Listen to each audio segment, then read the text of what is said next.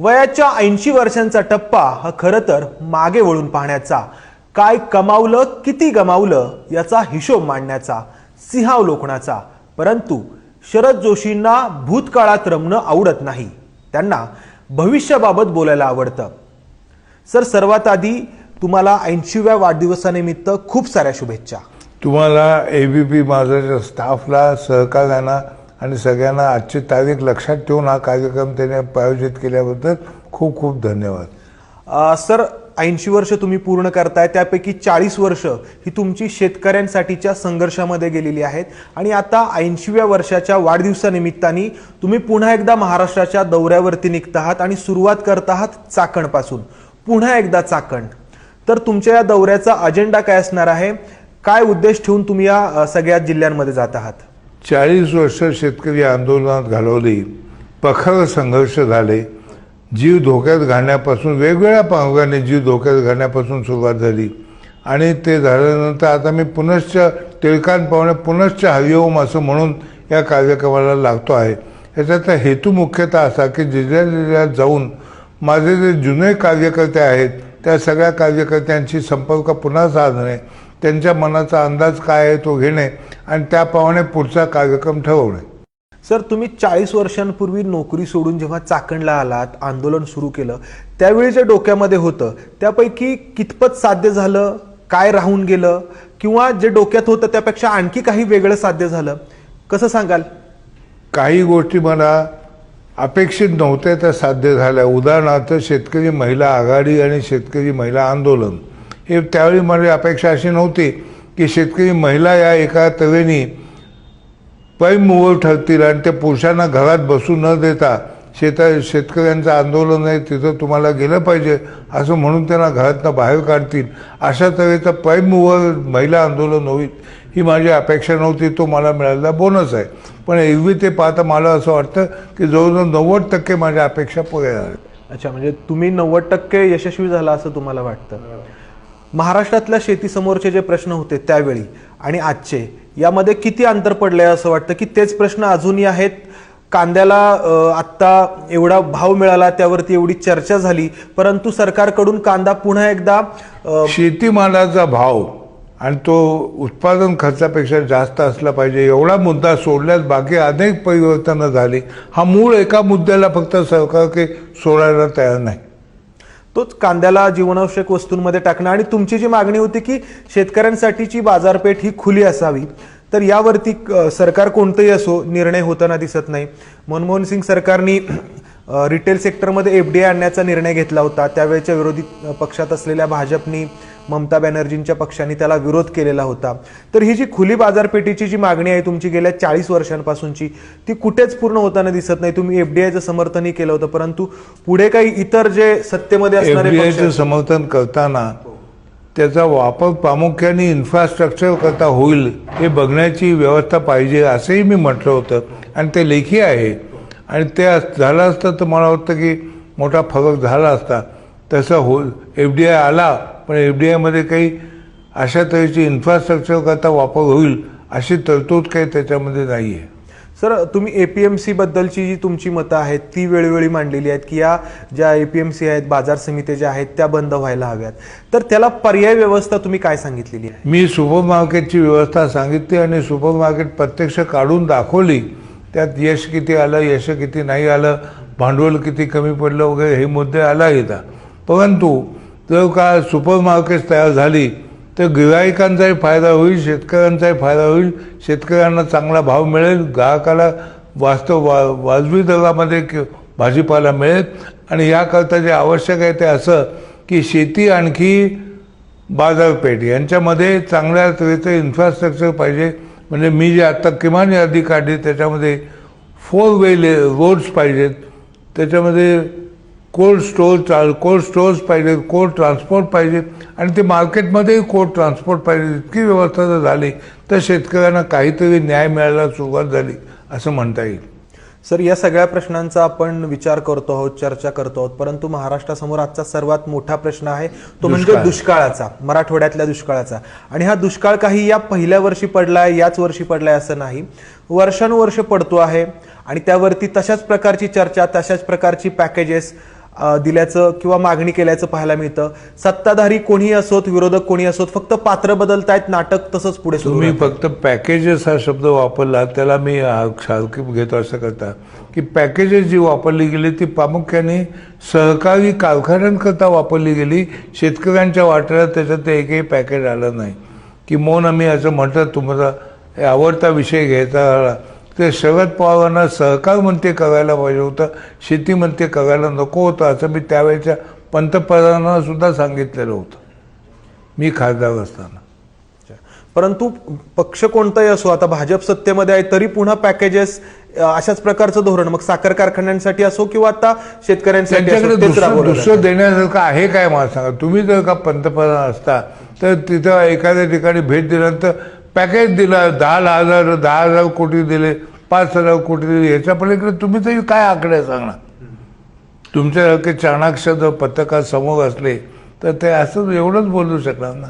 Sir, आत्ता जो वाद सुरू आहे सत्ताधारी आणि विरोधक यांच्यामध्ये, तो कर्जमाफी की कर्जमुक्ती, तुमची भूमिका काय यावरती? मी याच्याबद्दल पहिल्यापासून मत मानलं स्पष्ट आहे की मी कर्जातनं मुक्ती मागतो आहे.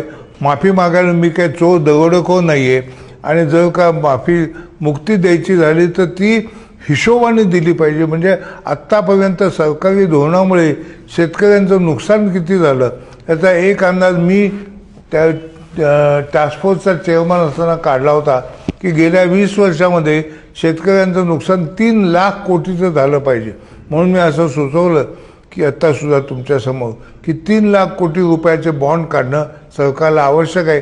तेव्हा शेतीमध्ये हा जो सगळा प्रॉब्लेम आहे, शेतीमध्ये मार्शल प्लॅन आणून शेतीला पुन्हा आपल्या पायावर उभं राहणं शक्य व्हावं, इतकी व्यवस्था करायची झाली तर त्याच्याकरता एका मार्शल प्लॅनची गरज आहे. फक्त कर्जमाफी किंवा कर्जमुक्ती करून प्रश्न सुटेल असं वाटतं? इन्फ्रास्ट्रक्चर डेव्हलपमेंट, अच्छा, या दोन्ही गोष्टी व्हायला हव्या. दोन्ही गोष्टी व्हायला. अच्छा सर, राज्यातल्या शेतकरी चळवळीबद्दल काय म्हणाल? राजू शेट्टी आहेत किंवा रघुनाथदादा पाटील आहेत? रघुनाथदादा पवार, तर दोघांचं नाव तुम्ही एकत्र न घेतलेलं बरं. कारण रघुनाथदादा ठीक आहे, आपण वेगवेगळे घेऊ. राजू शेट्टी. प्रामाणिकपणे शेतकरी संघटनेची जी भूमिका आहे तीच मांडतात. रंगराजन समितीबद्दल सुद्धा त्यांनी संपूर्ण रंगराजन समितीला पाठिंबा दिला. त्यांनी फक्त मधून स्वामीनाथन समितीलाही पाठिंबा दिलाय. पण अशा चुका होऊन जातात. परंतु राजू शेट्टी यांना शेतकऱ्यांना स्वातंत्र्य पाहिजे. एक दाणा पेरला तर 1000 दाणे पिकवणाऱ्या शेतकऱ्याला कोणाच्याही मदतीची आवश्यकता नाही, त्याला फक्त स्वातंत्र्य पाहिजे. ही मुळात कल्पना राजू शेट्टींच्या डोक्यातच शिरलेली नाही. तुमच्यातूनच ते निघालेले आहेत, तुमच्या संघटनेतूनच पुढे काही आलेले आहेत. पोरं अशी असतात, काही पोरं तशी असतात. अच्छा, ठीक आहे. तुम्हाला राज्यातल्या शेतकरी चळवळीबद्दल बोलायला अनिच्छा तुम्ही दर्शवता. देशातल्या शेतकरी चळवळीबद्दल तुम्ही काय म्हणाल? आत्ताची शेतकरी चळवळ देशामध्ये तुम्हाला कुठे दिसते का? महेंद्रसिंग टिकेत यांच्यानंतर आता खरंच शेतकऱ्यांचे प्रश्न 40 वर्षांपूर्वी तुम्ही जसे मांडायला सुरुवात केली, टिकेतलाही कधी हा प्रश्न समजला नव्हता. आणि तो आता त्याच्यानंतर त्याची जी मुलं आहेत त्यांनाही तो समजला असं मला वाटत नाही. परंतु मी काही निराश झालो नाही. उदाहरणार्थ गुजरातमध्ये सध्या जे आरक्षणाचं आंदोलन चालू आहे त्याचं प्रामुख्याने त्या मागण्या काय आहेत तर आरक्षण अजिबात काढून टाका किंवा आम्हाला द्या. या दोन्ही याच्यातला एक पर्याय त्यांना आपल्याला निवडायला मदत करता येईल. किंवा त्याच्या पलीकडे जाऊन पटेल समाज हा प्रामुख्याने शेतकरी समाज आहे हे लक्षात घेतलं तर त्या आंदोलनाची ऊर्जा ही शेतकरी आंदोलनामध्ये रूपांतर करण्याकरता सुद्धा वापरता येईल अशी मला आशा आहे. अच्छा, म्हणजे हे आरक्षणाचं जे आंदोलन आहे, आरक्षणाच्या विरोधातलं म्हणा किंवा आरक्षणाचं पटेलांचं आंदोलन हे विसरू नका. हे महत्वाची गोष्ट आहे.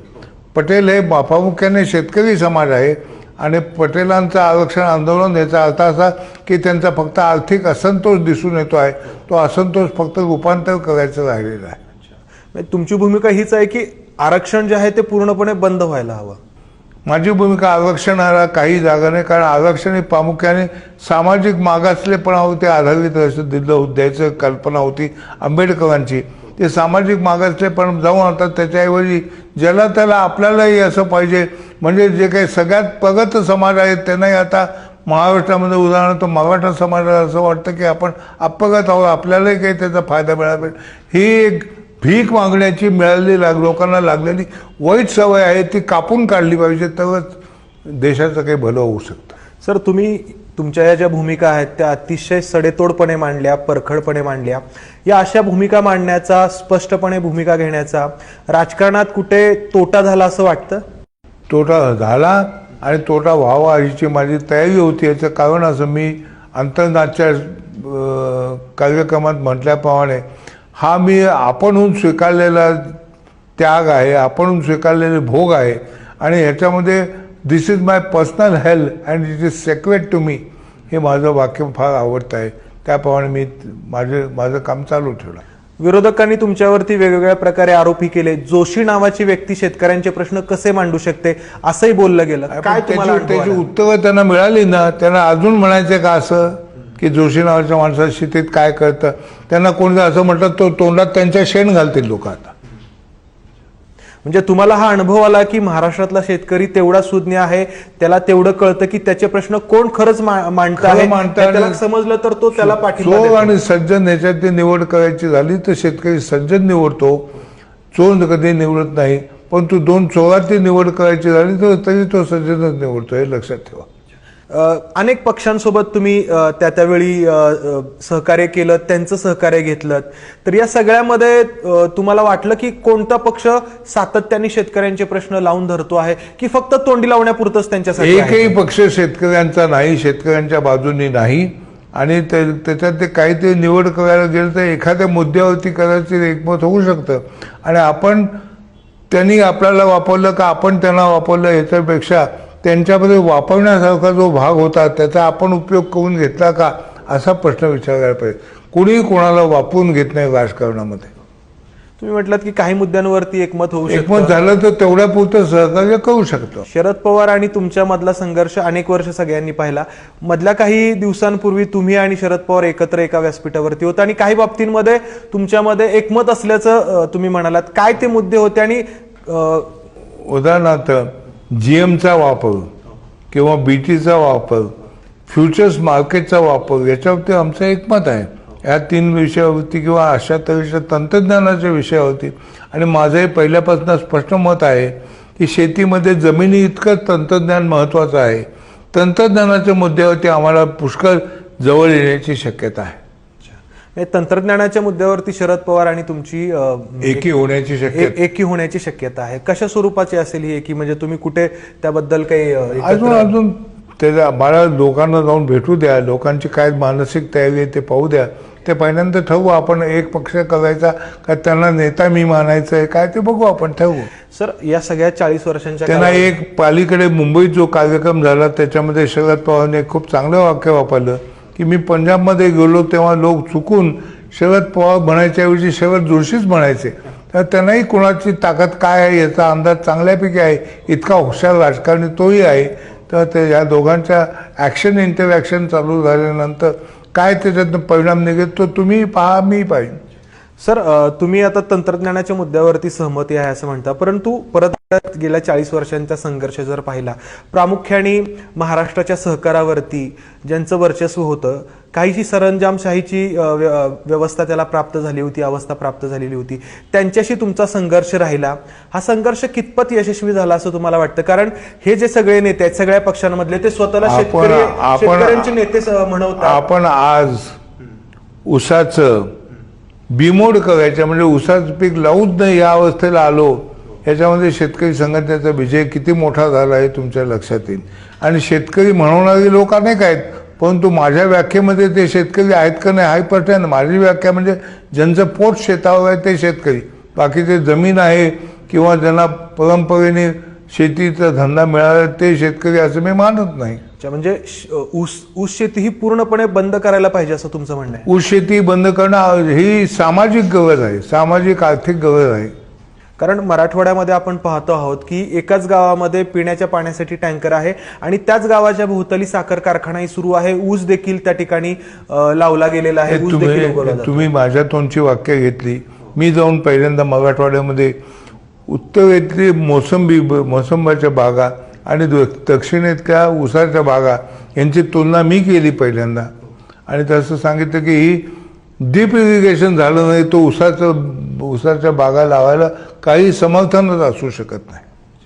परंतु हे जे आता पक्ष आहेत, सत्ताधारी असोत किंवा विरोधक असोत, हे पक्ष अशा प्रकारे थेट भूमिका घेण्याचं साहस दाखवतील असं आपण वाटतं? दाखवू मी दाखवेन ना, मी आहे नाही, तुम्ही काय काळजी घ्या, मैं हो ना. पण हाच रेटा जो आहे तर तो या पक्षांमार्फत अंमलबजावणीपर्यंत नेण्यासाठी काय करायला पाहिजे? जी काही आंदोलनाची जी काही साधनं आहेत ते सगळी वापरून आम्ही हा वेटा लोकांना सहन करता येणार नाही अशा पातळीपर्यंत निघतो. अगदी पहिल्या आंदोलनात सुद्धा उसाला भाव पाहिजे म्हणजे आम्ही मिळवून घेतलाच. तसंच त्या उसाच्या कारखान्याच्याबद्दल सुद्धा आम्हाला यश मिळेल याच्यात मला काही शंका नाही. हे होते शरद जोशी.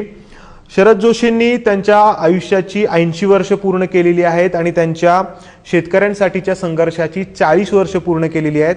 आणि या शरद जोशींच्या वयाच्या 80 वर्षांच्या सिंहावलोकनाच्या निमित्ताने महाराष्ट्राला ही वेळ आहे. महाराष्ट्रासमोरच्या शेतीच्या प्रश्नांची, शेतकऱ्यांच्या प्रश्नांची पुन्हा एकदा चर्चा करण्याची, हे प्रश्न किती सुटलेत, कोणत्या टप्प्यावरती आहेत याबाबत विचार करण्याची.